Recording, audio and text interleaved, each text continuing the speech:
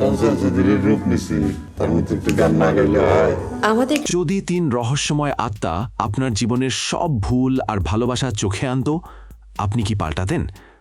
উৎসব এমন একটা সিনেমা যেটা জাহাঙ্গীরের জীবন পাল্টে দেয়, হাসি, কান্না আর 90-এর সেই পুরানো দিনের মায়ায় ডুবিয়ে।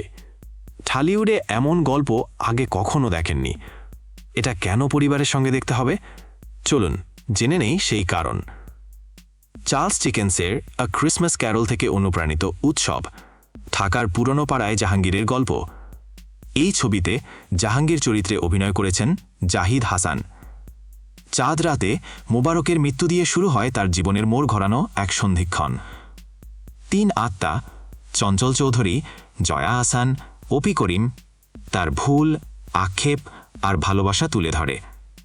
এটা শুধু একটা সিনেমা নয়, নিজেকে নতুন করে দেখার এক অসাধারণ যাত্রা। উৎসব সিনেমার প্রধান জাদু হল এর নস্টালজিয়া। মোহাম্মদপুরের গলি, ভিডিও ক্যাসেট, 90-এর প্রেম আর বলিউড গান সবকিছুই যেন সময় ফিরিয়ে আনে।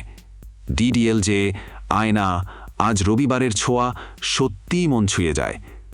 জাহিদ হাসানের অভিনয় হৃদয়ে দাগ কাটে, আর সৌম্যজ্যোতি ও সাদিয়া আইমান মুগ্ধ করেন। শিল্পীরা নিজেদের নিয়েও মজা করেছেন, একদম আনপ্রেডিক্টেবল।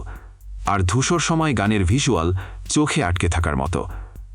যদি ভাবেন থ্রিলার, অ্যাকশন ছাড়া ঈদের সিনেমা হয় না, তাহলে এই উৎসব আপনাকে ভুল প্রমাণ করবে।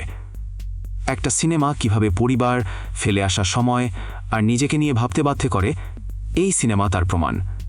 তাই পরিবার ছাড়া দেখা একেবারেই বারণ। যদি সিনেমাটি দেখে থাকেন, তবে কেমন লেগেছে জানাতে পারেন কমেন্টে। আর এমন গল্পময় রিভিউ পেতে সাবস্ক্রাইব করে থাকুন আমাদের সঙ্গে।